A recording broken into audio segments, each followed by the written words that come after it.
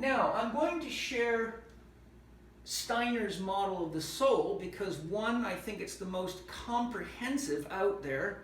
Two, it was developed by a man who was truly enlightened, in my opinion, and gave plenty of evidence of that.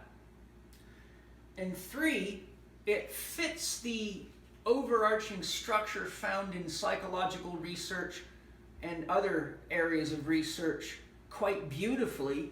And whenever you have the convergence of truth coming together, you tend to get a sense of, aha, we've got something here. Just like there's a convergence of truth here. There's a convergence of truth here. So what I'm going to do now is share Steiner's model of the soul in brief, because this could be a long lecture, and I'm going to show you what's connected to each level of development. So first you have the circle, which represents wholeness, or if you will, God, if you want. You could say that God is wholeness in its ultimate sense. Remember, when I say God, I mean consciousness in caps, not a religious God, not something you can argue or fight over. When we're born, we enter the world in a body. That's what Steiner referred to as a biological soul. So the body of any sentient creature, from a single-celled amoeba all the way up to man, dolphins, whales, etc., they're all born with biological souls. The biological soul is the consciousness of nature itself at work creating your body. And if you want to know how amazing that is, look at what nature was able to create before even what we call brains were around. Brains are a very recent, shall we say, invention by nature, and they're by no means the only way of thinking and managing information and energy. And brains being a late invention, obviously were created by a form of intelligence that's capable of creating brains. So you could say that the biological soul is the wisdom of nature, the wisdom of our genes, the wisdom of our cells. You have something in the neighborhood of about 30,000 chemical reactions a second going on in your body, 100 trillion cells, and all of those are managed automatically by the autonomic systems of the body, none of which you're cognitively aware of. So you can see that the biological soul is very linked to the subconscious mind as it relates to biological functions, and it's a warehouse, a literal massive warehouse of usable information. When your body tells you you're sick, pay attention. When your body tells you that a shoe is too tight, pay attention. When your body says, my gut instinct is that I'm moving in the wrong direction, it's telling you something that your head may not be telling you, especially if you are addicted or needy. The biological soul relates to our development of instincts, largely based on survival. Fire will burn you. Gravity is real. If you fall down a flight of stairs, it could be the end of you. Our instincts are linked to our capacity to sense. The normal growth and development of an infant is essential for its instincts to function and its sensations to function appropriately. The child is born in a state of simplicity. It does not yet have an intellectual mind. It does not make complex decisions. It does not consciously choose to do things that destroy itself, such as abusing drugs or cutting down forests, etc. It's very, very simple.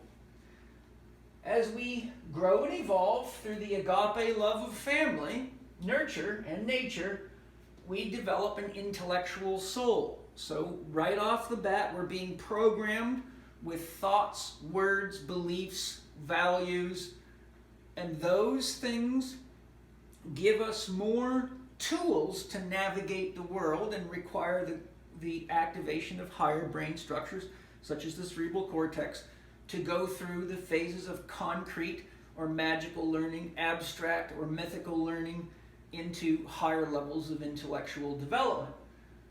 So here at the level of the intellectual soul that is progressively being developed, which should reach its functional peak at about 21 years of age, meaning you should have the ideas to navigate life and be a contributor to society effectively by about 21 years of age in most research on the growth of the ego. So here we have ideas, beliefs, and complexity. So especially in a culture like ours, we develop a lot of complexity. We're very complex. So you see that the ego now immerses itself in so many ideas that often doesn't know which ones to believe.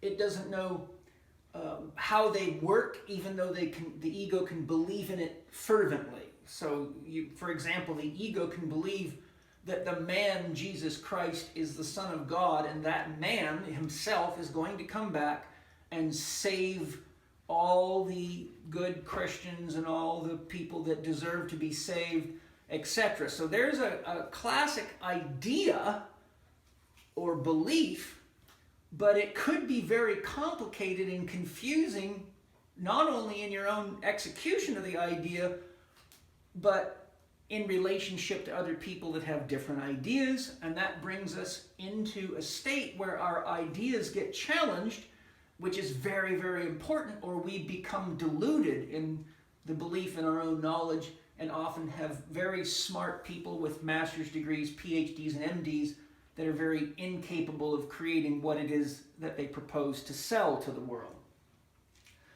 So we go from simplicity to intellectual ideas, beliefs, and complexity. Next, Steiner describes the awareness soul. Byron Katie's work is very linked to the awareness soul. Eckhart Tolle's work is linked to the awareness soul, as is many others. And all forms of meditation are methods for activating the awareness soul. The awareness soul is about authenticity, and it's the time where we begin pruning our neural tree, which, if you look at the research on human growth and development, begins to happen around 12 to 14 years of age, because we get so many ideas. The brain has to start pruning down which circuits it's using or not using in order to keep us from getting, shall we say, confused about what actually works. So it's done simply by the nervous system monitoring which ideas circuits, or just remember the concept, neurons that wire together fire together. So the ones you use most often begin to be the ones that stay. The ones you don't energize the connections begin to fade. It's also thought to be a form of a protective mechanism, so we don't have so many ideas that are conflicting, we can't function. In the awareness stage, you know you're entering the awareness stage because at the awareness soul developmental level, the key signifier is you begin to ask questions about your own thoughts and beliefs. Jesus is a man who's coming back to save me. Is that really true? Life was created as an accident of biochemistry on the planet, and it just spontaneously emerged by the mix of heat, water, and proteins, which would be an atheistic approach. Is that really true? Consciousness only occurs in brains. Without a brain or a nervous system, you cannot be conscious. So the awareness soul says, is that really true? The awareness soul says, wait a minute, brains are fairly recent in the evolution of species, and something was intelligent enough to create a brain. So there's an example of questioning your own thoughts. My partner doesn't love me. Is that really true? So until you begin questioning your own thoughts, you will actually run into a lot of challenges, because you will create things unconsciously in relationships that will lead to lots of problem. And at this level of development, you're likely to blame other people or the world for all your problems. But once you start realizing there's a pattern to your life, you look back at the last 5 relationships and say, what was it that each of these persons said when they left me? You're distant and you're cold and you don't connect to my heart. Well, you hear that 5 times and you start becoming aware, wow, maybe it's not them, maybe it's me. So the awareness soul is very, very important, because it begins the pruning of ideas that don't work, and it helps you realize which areas of your life you need to be more aware of, more empathic of, feeling of, and more compassionate of, understanding yourself and other people, so you can grow more conscious awareness and develop new neural circuits that supersede the capacity for thinking, feeling, sensation, and intuition above and beyond what you were capable of before, and the more capacity you have for thinking, feeling, sensation, intuition, the more capacity you genuinely have to love yourself, others, and nature. Then we move up to the intuitive soul, and you'll notice that the biological body relates to the gross level of consciousness. The intellectual and awareness souls relate to the subtle level, thoughts, feelings, and emotions, which are, shall we say, intangible, irrational, subjective. So this is the realm of dreaming awake, which is very, very important, because whatever your intention is guides the flow of your own creative energy. So once we're passing through the subtle, we can reach the causal. The causal is where we're in the realm of formlessness, that from which everything emerges, but it isn't this and it isn't that. That's why it's called the causal level. And your intuition operates at the causal level, because in the causal level everything is connected. There is no disconnection. There is, shall we say, wholeness, and unbound wholeness, because there's no edge to consciousness. So this is a place that we all go to in deep dreamless sleep every night, but the problem is we're unconscious when we're there, so we don't actually see that everything is really one experience in intimate love with itself and in intimate love with its creative self-expression, by which it comes to know itself. So unconditional love can only know itself through its own created conditions. So this is the path of meditation, to go from the gross to the dreaming to the causal. And the intuitive soul's function is expansion of consciousness, and it creates what's called second simplicity in spiritual teachings. Second simplicity, when you reach the point where your intuitive soul is functioning and you can feel and see and perceive invisible connections between things, you can make intelligent decisions before you've made a less fortunate decision, because your intuition says, that sounds good, good marketing, I'm sure they're making lots of money, but will noni juice heal everything from herpes to hemorrhoids to financial problems? ... So the intuitive soul is where we get into our second simplicity, because something quite interesting begins to happen, which cannot happen without a committed spiritual practice, because if you don't get this intellectual mind to shut off by asking, is it true, then you have so much traffic running between your ears that the intuitions can never penetrate. I say the mind is like a garbage disposal spinning. If you put a finger in there, you lose your finger. So your intuition's always offering you information about what's really going on, but it has to come through the garbage disposal of the ego mind. So what you get is these little flirts and fragments of intuition, but the person at the intellectual level does not deify those connections, and often doesn't have enough depth or breadth of knowledge to really contextualize them. So they get these little flashes, and we all know an intuitive flash, and a flash can literally be the spark of genius. So once you realize what can come in a flash, you say, well, what would happen if I was to dive into the river of it all and immerse myself in it? That's what the spiritual practice does. It takes you into the depth of the connections of everything that is, and you can learn more in meditation than you can studying books for the rest of your life or listening to people that are undeveloped, because words are empty if you don't really know the meanings and the creative potential of those words. Our intellectual soul is the gateway to what Steiner refers to as spirit-soul union. In modern terminology, that's enlightenment. Spirit-soul union now puts you beyond the causal, and beyond the causal is the witness. But if you dive into the witness, you come to an experience that is referred to in the professional literature of spiritual development as non-dual, not this, not that, which is a classic saying in some Hindu sects. Once you're there, you have the unspeakable but undeniable awareness that you are all of this, that everyone is somehow an amazing reflection of yourself, a potential of what you could be coming at you from another angle. As the old saying goes, if you put a dozen enlightened people at a round table with a multicolored bouquet of flowers in the middle of the table and ask them all what they see, they will each give you a unique description, but it will not be the same, because you might have a red flower on one side and a yellow on the other.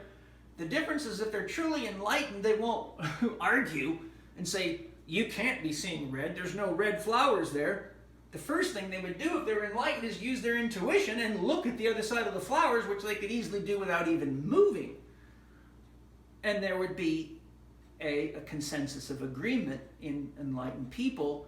First, at the observational level, they would see what they see, but if they're asked to describe in detail what colors are in the whole bouquet, they would not have to walk around the table. They would be able to do it intuitively. So here we see arrows pulling us up. We see agape holding us together and giving us the experience of what love really is. The flow of energy and information through empathic connection to self or other. So you see that there's something inside you that's even different than what you call yourself. You say, I love myself. Well, I, consciousness, love this thing I perceive to be myself, but paradoxically, as you love, therefore you are, you realize that what you didn't get with thinking was an awareness that what you are is really everything. And who you are is everyone.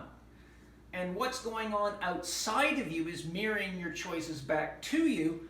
So your outer experiences mirror your inner thoughts, words, and feelings, and therefore your choices. What we do together as a culture, we see mirrored back to us in our outside systems. So when you reach a high enough level in the growth and development of your own soul, you come to realize that everything that we deified and worshipped out here is really only an expression of the spirit moving through here. And to the degree that this becomes challenging, we know that the first thing you got to do is change your perspective to change your mind, which then changes your behaviors, the systems you use, the structures you build, and we can bring the whole thing back into balance, which obviously thinking alone has not done. Thinking has made it worse. Thinking makes microwaves, thinking makes atomic weapons, thinking makes drugs that don't work, thinking makes people chase after infomercial gimmicks and one quick fix pills, ... So here we reach enlightenment and we become an authentic guide to others as a living example. Not a talking head, not an intellectual full of ideas they haven't tested, not fat healthcare professionals, doctors, dietitians, and nutritionists telling people how to be healthy. That's all the result of the intellectual, ego-driven mind, which is mirrored, of course, in its school systems. Our school systems can't be any more evolved than the people running them. Okay? So what we see over here is that each of these stages of soul development are broken down into 3 classic phases of spiritual development.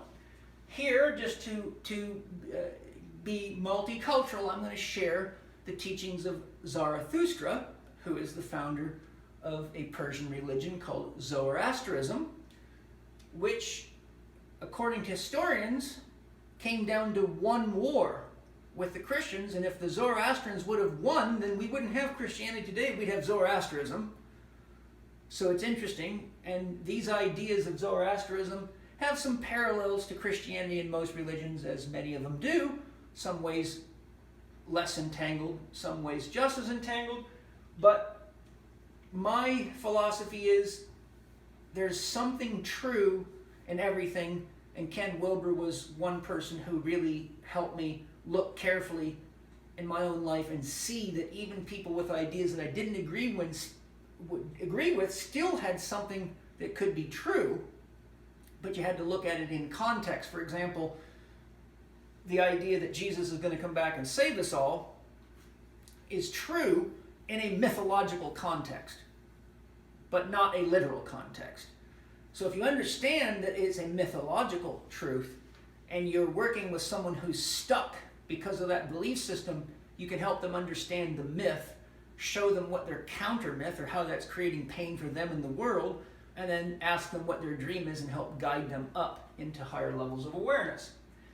So first, Zarathustra says we come in at this biological and intellectual level, and we are developing our own sense of self, but we're doing it under the guidance and influence of parents, family, friends, teachers, and coaches. So he calls that the stage of the camel. Why? He says a camel will let you put a ring in its nose, drag it around, it'll make it all the way through the desert carrying a heavy load, and it'll get by eating thistles and not much else. So somebody who's regularly using the words I have to stay in this relationship even though I'm bored to death and am fantasizing or engaging in extramarital affairs and giving themselves a whole sad story about what they have to do, has a ring in their nose, and they'll always tell you why somebody else is making them do it, or it's because of somebody else. I have to do this for so-and-so, whether it be my kids or not, all the while forgetting they're teaching their kids to be a camel by living that way. As the camel goes up and it starts activating its awareness soul, it begins to kill what Joseph Campbell calls the dragon of thou shalt. Joseph Campbell says the dragon of thou shalt is covered with scales, and each one of those scales represents something that you've convinced yourself that you have to do to be famous, to be successful, to be appreciated, to be loved, to be valued, and all that leads to perpetual childlike behavior, atheism, overconsumption, and destruction of the planet. So the lion begins to realize its position as an individual, which it cannot do without navigating relationships with other people, because you can never know whether your love is authentic or genuine until you share it with somebody. And if they love you enough, they will let you know whether or not they agree or whether that works for them. And I would like to highlight the fact that people seem to be so anxious to find their soulmate. Well, be warned. Your soulmate is someone who loves you so much, they'll be the first person to tell you when you're bullshitting yourself.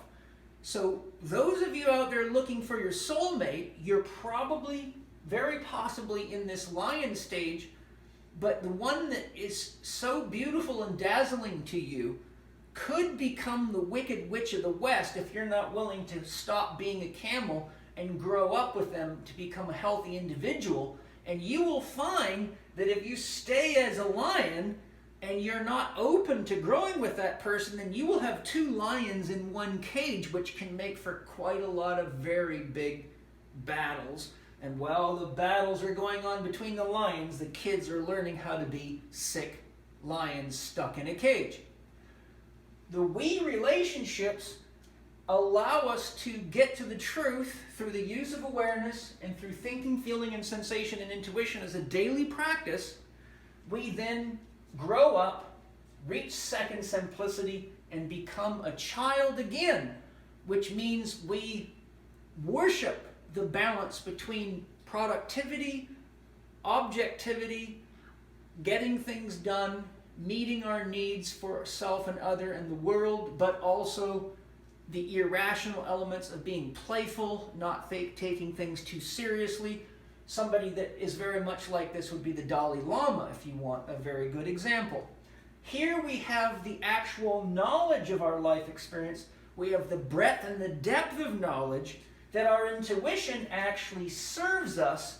So we realize something paradoxical. To use your intuition effectively demands that you be capable of stopping the thinking process, subduing that little needy ego. I call it my dog, and when I'm working with my intuition and my dog keeps wanting to scratch at the door and bark, I say, Rover, you've been fed, you've been watered, and I love you. Just lay down.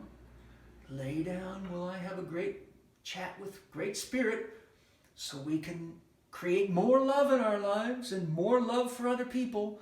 and it makes it more fun to be a dog when you're around happy dogs instead of hungry lions. So here we get to be like the child, except now the child has the depth and breadth of knowledge to truly understand what life is all about, what love is all about, and it makes it magical and fun, and it also lets you know that you can't figure out what God is. You can't find the depth of love.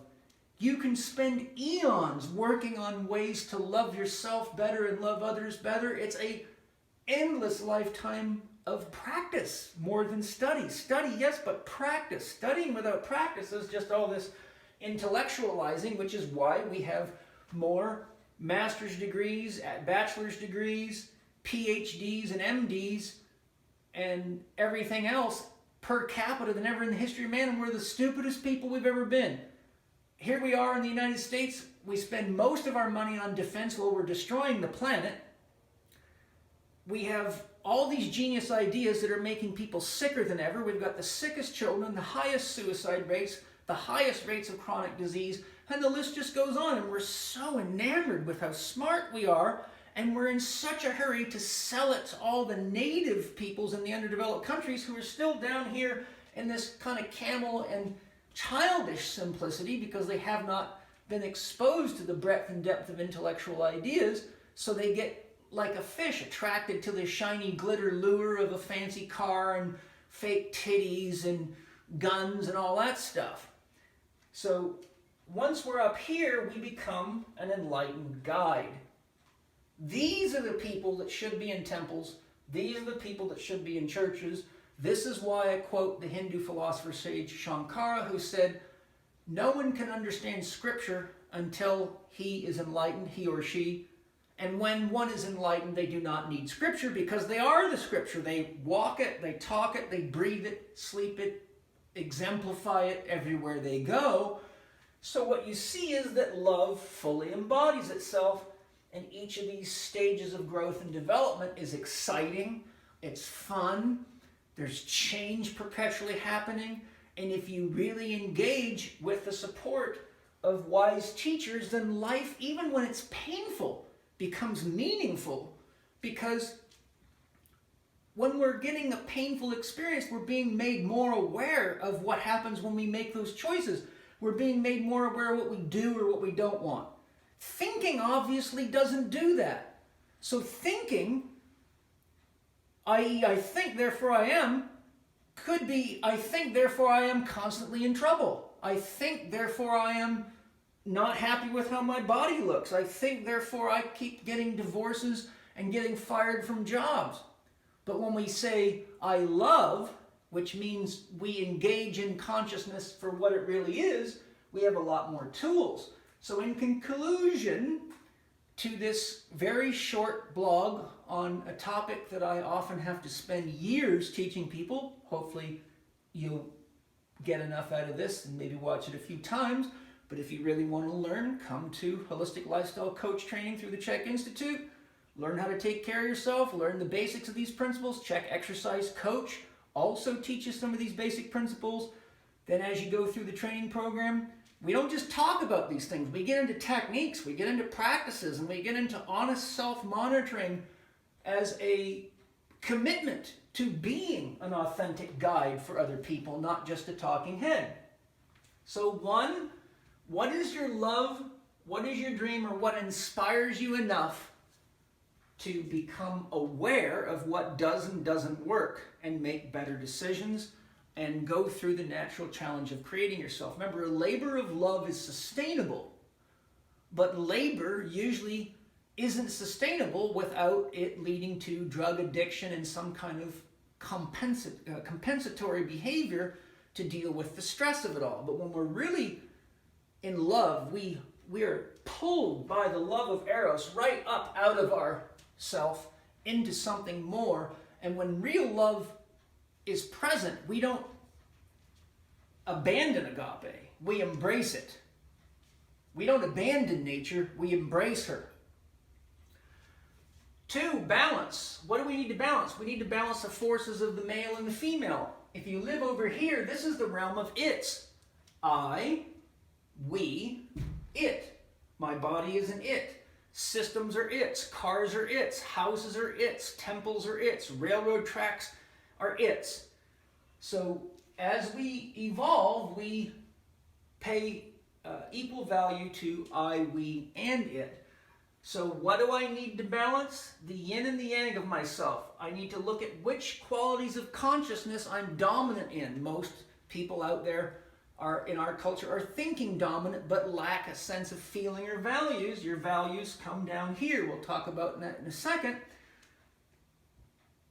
But we need to look where are we overly physically invested in consciousness. So someone who's a neurotic is very, very caught in the sensory world. Their thinking is almost always about, do my tits look good enough? Does my ass look good enough? Is my makeup good enough? Is my hair good enough? Are my muscles big enough? Is my chest big enough? Is my dick big enough? That's the sensory dominant. Oh, my stomach. Oh, everything's about my body. I live in doctor's offices and I live in magazines and I live in the misery of sensation. So thinking is directed by sensation and by social ideas of beauty and all the other stuff that is exactly what the soul needs to purge itself of material possession or addiction.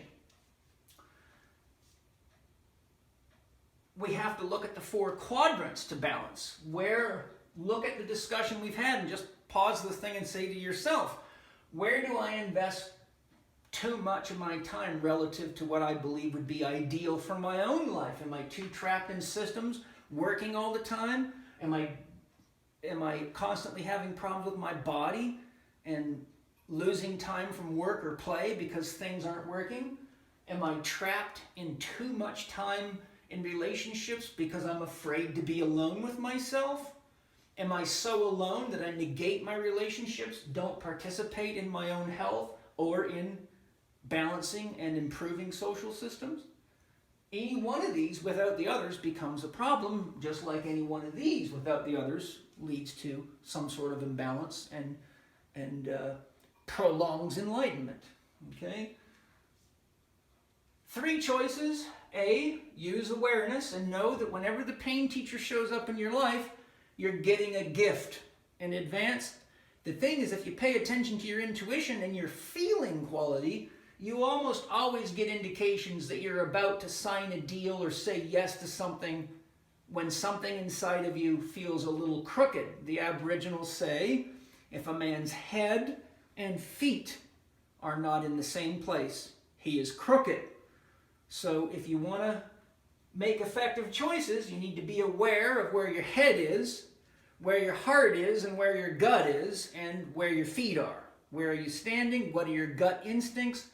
What are your feelings? And what are your ideas? When they match up, there's a sense of inner congruence and harmony, and you feel good about moving forward, and you know that if something goes south on you, that it's probably a necessary lesson to help wake you up. And if you're acting out of love, you'll get through the lesson, capitalize on it, and grow and feel good for it. So point 4, our feeling sensation relates to our values. The key values that we have to have are what is it that we're willing to do to create happiness for ourselves instead of expecting somebody else to do it, or food to do it, or drugs to do it, or exercise to do it, etc.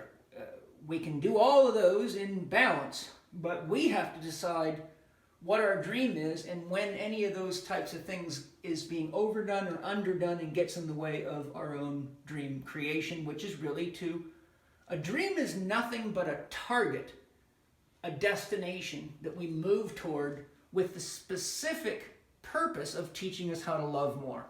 When you love riding horses, you end up learning a lot about horses and a lot about nature and about all sorts of things. But if you're riding horses because your parents want to, but you'd rather ride a motorcycle, you're not going to pay attention to anything except how long till I get off this thing.